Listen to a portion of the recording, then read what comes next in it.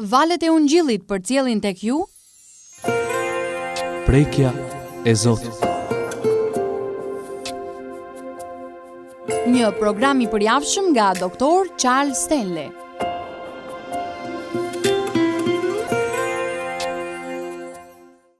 Ne kemi mendjen e Krishtit brenda nesh, me anë të fuqisë së frymës së shenjtë. Në këtë mënyrë ne kemi hyrje në diturinë e shenjtë hyjnore. Ne kemi frymën e shenjtë, që është e aftë të na zbulojë saktësisht se ku qëndron problemi.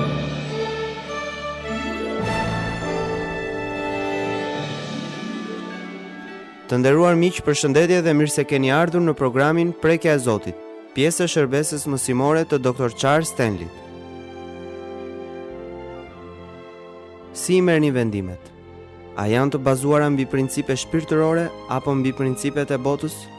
Pikërisht për këtë do të flas Dr. Stanley në programin e ditës së sotme Prekja e Zotit. Ai do të dallojë rëndësinë e dallimit frymëror, duke diskutuar specifikisht se si një besimtar në Krishtin mund të testoj veten nëse po ecën në frym apo jo. Studimi i sotëm do të mbështetet në një pasazh nga letra e parë e Korintasve, kapitulli 2, vargjet 6 deri në 16. Le ta ndjekim me shumë vëmendje Dr. Stanley. Ju urojmë të gjithëve dëgjim të këndshëm të programit tonë.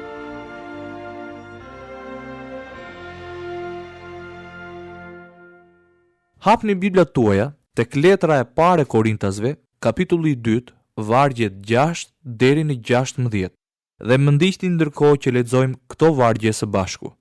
Dhe ne flasim dituri në mes njerëzish të pjekur, por jo diturinë e kësaj kohe, dhe as të pushtetarëve të kësaj kohe që nuk arrin asgjë, por flasim diturinë e Perëndisë, të fshehur në mister, që Perëndia e kishte paracaktuar përpara korash për lavdin ton, cilën asnjë nga pushtetarët e kësaj kohe nuk e ka njohur, sepse po ta kishin njohur, nuk do të kishin kryqëzuar Zotin e lavdisë. Por, sikur se është shkruar, ato gjëra që syri nuk i ka parë, dhe veshi nuk i ka dëgjuar, dhe nuk kanë hyrë në zemër të njeriut, janë ato që Perëndia ka përgatitur për ata që e duan atë. Po Perëndia ne ka zbuluar me anë të frymës së tij, sepse fryma heton çdo gjë, edhe të thellat e Perëndisë. Sepse cili nga njerëzit pra njeh gjërat e njeriut, përveç se fryma e njeriut që është në të. Po kështu, asnjëri si njeh gjërat e Perëndisë, përveç fryma e Perëndisë. Dhe ne nuk kemi marrë frymën e botës, por frymën që vjen nga Perëndia, që të njohim gjërat që na janë dhuruar falas nga Perëndia. Për këto edhe flasim, por jo me fjalë të mësuara nga dituria njerëzore, por të mësuara nga fryma e shenjtë, duke krahasuar gjëra frymërore me fjalë frymërore. Dhe njeriu natyror nuk i rrok gjërat që janë të frymës së shenjtë, sepse për të janë marrëzi dhe nuk mund t'i njohë, sepse ato gjykohen frymërisht. Por njeriu që është frymëror gjykon çdo gjë dhe vetë nuk është i gjykuar nga asnjë njeri. Sepse kush e ka njohur mendjen e Zotit që mund të mësojë atë? Por ne kemi mendjen e Krishtit. Kur flasim për dallim frymor, po flasim për kapacitetin që është brenda nesh. Le të shqyrtojmë me kujdes fjalën dallim ose vlerësim. Fjala dallim vjen nga fjala gjykim. Pra, kur Pali flet për dallimin frymor, po flet për kapacitetin për të shqyrtuar me kujdes diçka dhe për të nxjerrë në dritë të vërtetën. Kjo nuk është puna e njeriut. Kur ai flet për dallimin frymor, i referohet gjithmonë punës së Shpirtit të Shenjtë brenda nesh që zbulon të vërtetën për gjithçka. Po flasim për atë kapacitet për të cilin kemi nevojë të gjithë ne për dallimin frymor. Për shembull, nëse ndodhemi në një situatë të caktuar dhe krejt papritur nuk dim çfarë të bëjmë dhe i kërkojmë Zotit mbretësi. Themi, Zot, në këtë pikë kam nevojë për mbretësinë tënde. Çfarë të bëj në këtë situatë? Çfarë ndodh kur përballeni me një zgjedhje dhe dikush tjetër kërkon një këshill ose një fjalë të mençur prej jush? Fryma e shenjtë brenda teje di gjithçka. Ai e di se çfarë do të ndodhë saktësisht në jetën e personit tjetër. Fryma e Zotit të jep mbretësinë shpirtërore. Ai e heton atë çështje dhe e gjykon me dituri hyjnore në mënyrë që ti të njohësh mendjen e Zotit. Sa herë që marrim një vendim, pyesim: çfarë mendon Zoti vallë për këtë? Nëse dituria i sheh gjërat sipas pikpamjes së Zotit, atëre ne do të duam të shohim çdo gjë në këtë mënyrë. Kjo do të thotë që para se të marrim një vendim, duhet ta shohim sipas pikpamjes së Zotit. Tek letra e parë drejtuar Korintasve, kapitulli 2, vargu i 6, Pali krahason rezultatin e frymës së shenjtë brenda tij me diturinë e botës. Bota ka një dituri për të cilën ai thotë: Zoti mendon se është marrëzi. Tek letra e parë drejtuar Korintasve, kapitulli 2, vargu i 14, thuhet: dhe njeriu natyror nuk i rrok gjërat që janë të frymës së shenjtë, sepse për të janë marrëzi dhe nuk mund t'i njohë, sepse ato gjykohen frymërisht. Shumë njerëz marrin vendime të bazuara në situata dhe principe krejt të ndryshme nga të tonat. Arsyeja pse gjykojmë në këtë mënyrë është sepse shohim gjëra që ata nuk i shohin. Dëgjoni se çfarë tha Pali tek letra e parë drejtuar Korintasve, kapitulli 2, vargu i 6. Dhe ne flasim dituri në mes njerëzish të pjekur, por jo diturinë e kësaj kohe, dhe as të pushtetarëve të kësaj kohe, që nuk arrin asgjë. Dhe ne flasim në dituri. Kjo do të thotë që ne kemi privilegjin dhe kapacitetin për të folur dhe për t'u shpjeguar gjëra të tjerëve sipas këndvështrimit të Zotit. E vetmja mënyrë se si një person mund të shpjegojë diçka sipas këndvështrimit të Zotit është të ketë frymën e shenjtë të Zotit që banon brenda tij. Ndërkohë që kalojmë në pjesën tjetër të vargut, le të shohim fjalën të pjekur. Dhe ne flasim diturinë në mes njerëzish të pjekur, por jo diturinë e kësaj kohe, dhe as të pushtetarëve të kësaj kohe që nuk arrin asgjë.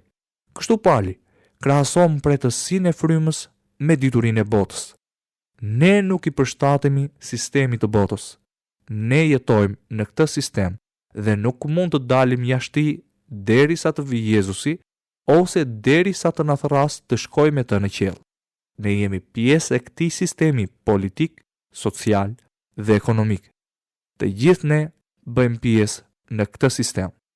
Ky sistem botëror ka shumë aspekte: sistemi edukativ, sistemi filozofik e shumë të tjerë.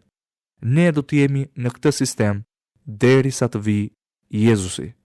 Dëgjoni se çfarë thuhet tek letra e parë drejtuar Korintasve, kapitulli 2, vargu i 7.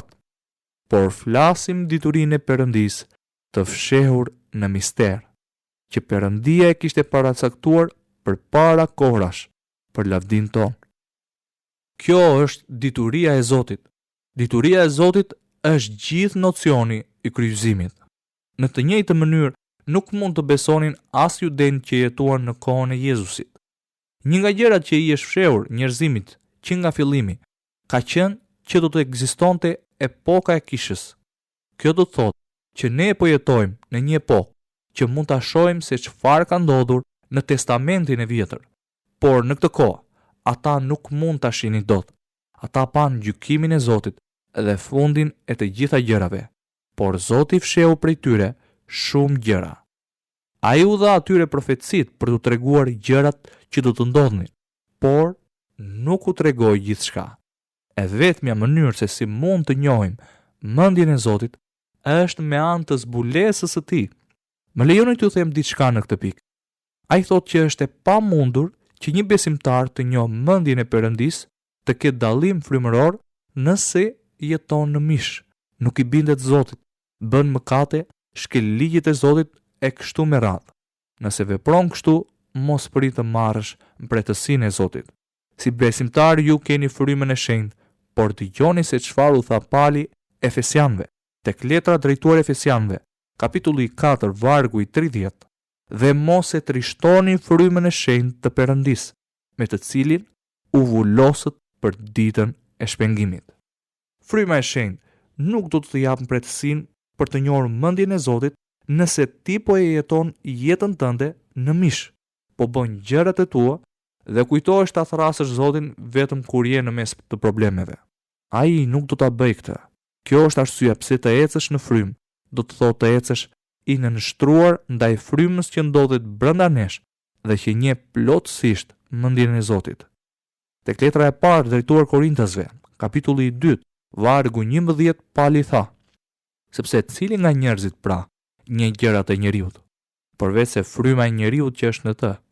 Po kështu asnjëri si njeh gjërat e Perëndisë, përveç se nga fryma e Perëndisë. Tek letra e parë drejtuar Korintasve, kapitulli 12 thuhet: dhe ne nuk kemi marrë frymën e botës, por frymën që vjen nga Perëndia, që të njohim gjërat që na janë dhuruar falas nga Perëndia. Pali po thot: unë nuk flas për diturinë e botës, por për diturinë që na është dhënë nga Perëndia me anë të frymës së shenjtë. Ne kemi privilegjin të kemi fjalën e Zotit, dhe fjala e Zotit është dituria e Zotit. Është tjetër gjë ta kesh atë fjalë në mendje dhe në shpirt, dhe tjetër gjë ta kuptosh dhe ta zbatosh në një situatë të caktuar. Më dëgjoj miq i dashur. Në Bibël na janë dhuruar falas shumë gjëra. Ato janë falas për gjithë secilin prej nesh. Por a nuk është manice që ky është i vetmi libër i diturisë që përmban diturinë e pandryshueshme dhe të pagabueshme të Zotit të gjallë? Më lejoni të pyes për diçka. A dëshiron të jesh në gjendje të njohësh mendjen e Zotit për vendimet në jetë? A dëshiron që kur dikush të vijë tek ti me një problem dhe të hap zemrën, Perëndia të jap kapacitetin për të fokusuar dhe për të gjetur se cili është problemi i tij? Kështu mënyra se si mendon dhe i sheh gjërat Zoti do të fillojë të bëhet pjesë e jetës tënde.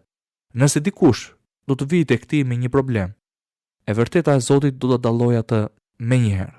Dëgjoni se çfarë tha apostulli Paul tek letra e parë drejtuar Korintasve, kapitulli 2, vargu i 13.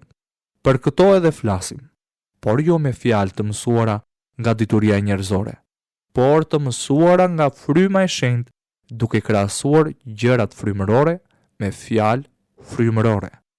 Këtë mund ta bëjë vetëm fryma e shenjtë. Ja përse ne duhet të kuptojmë shërbesën e frymës së shenjtë.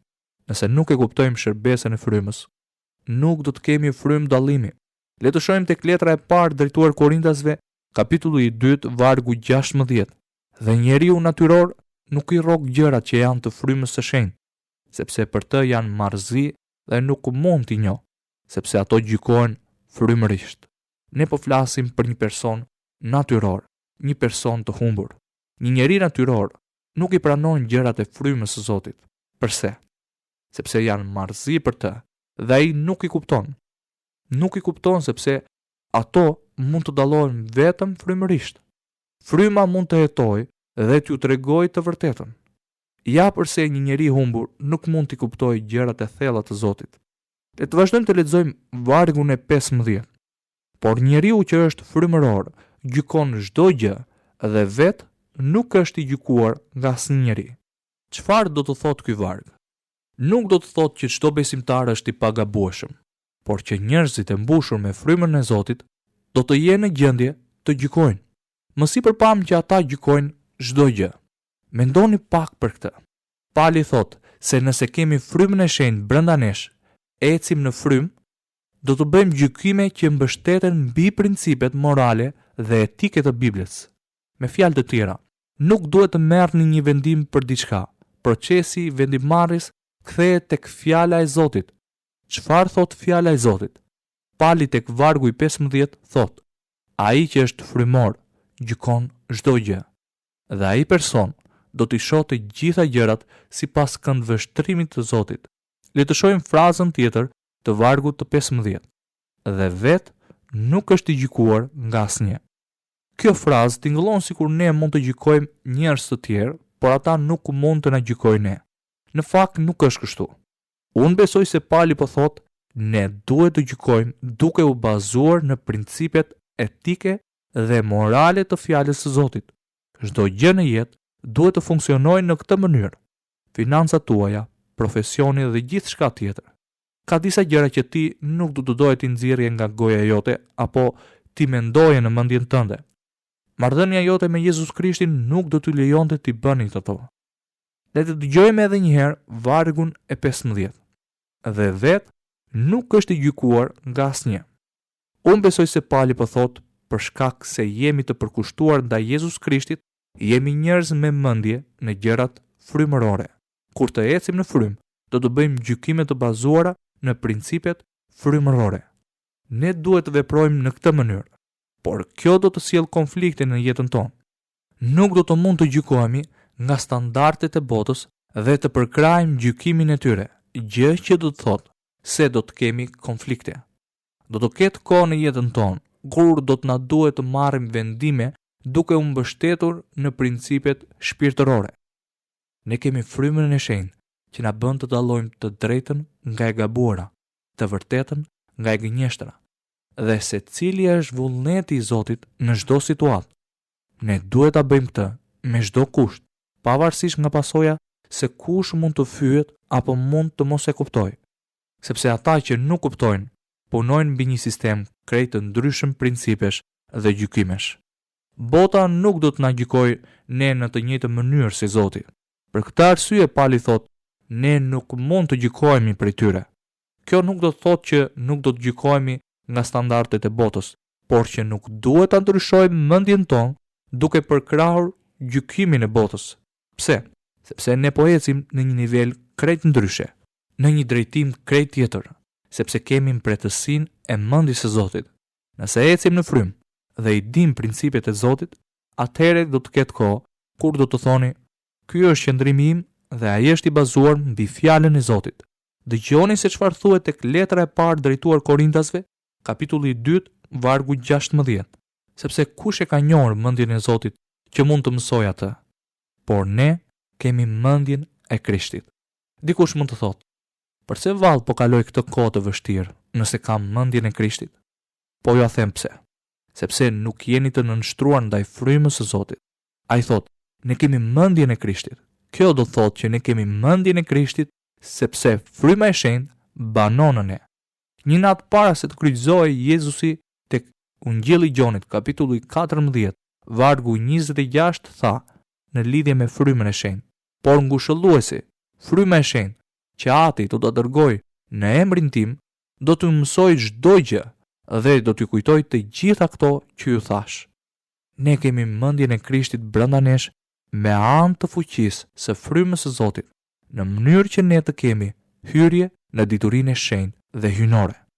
Ne kemi frymën e shenjtë që na tregon saktësisht se cili është problemi. Kjo vjen për shkak të marrëdhënies tonë me Jezus Krishtin dhe prezencës së frymës së shenjtë në jetën tonë. Ndonjëherë ti kalon një situatë dhe e di saktësisht se ku qëndron problemi, por mund të thuash, nuk duhet të jem kritik. Nuk është çështja të jesh kritik. Perëndia ka gjykuar atë situatë përpara teje.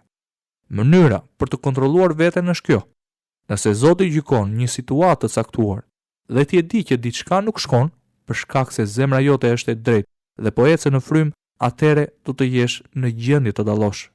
Ta zëm se në një situatë të caktuar diçka nuk shkon mirë midis dy njerëzve dhe Perëndia ta tregon menjëherë se ku qëndron problemi. Ti je duke ecur në frym, nëse arrin të dallosh se cili është gabimi, ku qëndron problemi, dhe nëse vazhdon të kesh të njëjtën dëmshuri që kishe para se ta dije se çfarë po ndodhte. Por nëse bëhesh kritik dhe sarkastik, tregon se nuk po ecën në frym. Dhe përveç kësaj, gjykimi yt do të jetë i gabuar. Pali tek letra e parë drejtuar Korintasve, kapitulli 2, vargjet 15 deri në 16, tha: Por njeriu që është frymëror gjykon çdo gjë dhe vetë nuk është i gjykuar nga asnjëri, sepse kush e ka njohur mendjen e Zotit që mund të mësojë atë? Por ne kemi mendjen e Krishtit. Ka pasur kohë në jetën time kur unë personalisht nuk kam ditur se çfarë të bëja. Dhe më është dashur të them, në rregull Zot, nuk di se çfarë të bëj. Perëndia do t'ju tregoj saktësisht se çfarë duhet të bëni. Ju duhet të shpallni atë që është e juaja. Duhet të thoni, Zot, nëse kam mendjen e Krishtit, e shpall këtë pikërisht tani. Unë kam nevojë për dituri hyjnore frymore. Kam nevojë për mbretësi shpirtërore. Duhet ta shoh këtë gjë ashtu siç e sheh ti. Duhet ta shoh gjithçka të hapur, të analizuar dhe kam nevojë të shoh ashtu si ti, Zot. Më trego gjykimin tënd. Më trego se ku qëndron problemi në të vërtetë. Mos dyshoni asnjëherë për atë që ju tregon Zoti, por sigurohuni që kur ti kërkoni diçka, zemra juaj të jetë e pastër si nga brenda, ashtu edhe nga jashtë. Duhet t'ju them edhe diçka të fundit.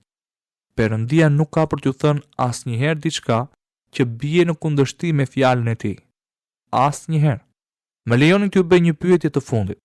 A mund ta kuptoni se edhe pse esni në këtë botë si njerëz prej mishit dhe gjaku, keni brenda trupit tuaj mendjen e Krishtit? Dikush mund të thotë, nuk e kuptoj fare këtë gjë, por e di që është e vërtetë. Mendoni pak për këtë. A mund të më tregoni diçka që zotroni sot dhe që ka më shumë vlerë se sa mendja e Krishtit? A e dini se çfarë do të thotë kjo? Do të thotë se gjithçka që ke nevojë të dish për qëllimin e Zotit në jetën tënde të krishterë është e disponueshme për ty në kohën e caktuar nga Zoti. Duke u mbështetur këtu, më lejoni t'ju bëj një pyetje. A nuk mendoni se ja vlen të ecësh në frymë, të shijosh mendjen e Krishtit, ta zotrosh dhe të kesh diturinë e tij? Ju mund ta jetoni jetën tuaj duke parë mënyrën se si jetoni. Nëse po jeton në mëkat, atëherë nuk e vlerëson sa duhet mendjen e Krishtit. Nuk besoj se ekziston diçka më e vlefshme se sa të dish që ke mendjen e Krishtit. Kjo do të thotë se nuk ka rëndësi se në çfarë situate gjendesh. Perëndia do të tregojë të vërtetën nëse qëndron në të.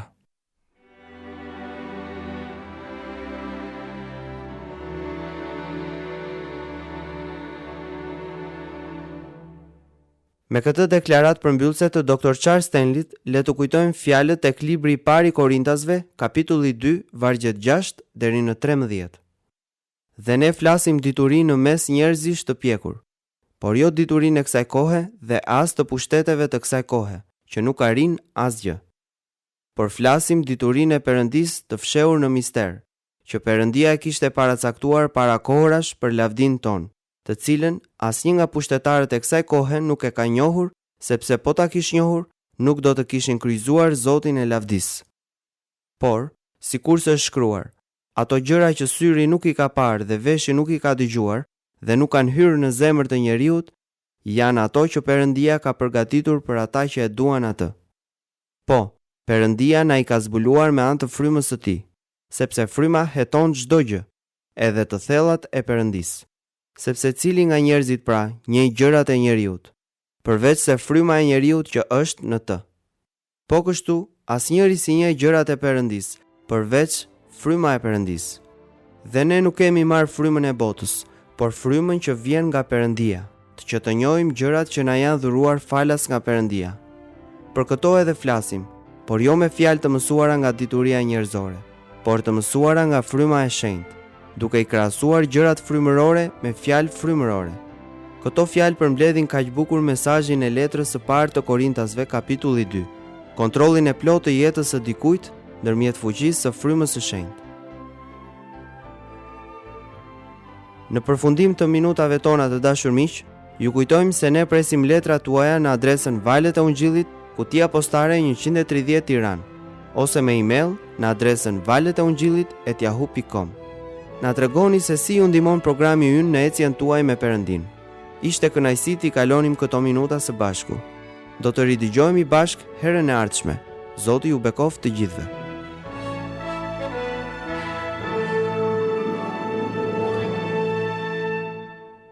Ndoqët programin Prekja e Zotit.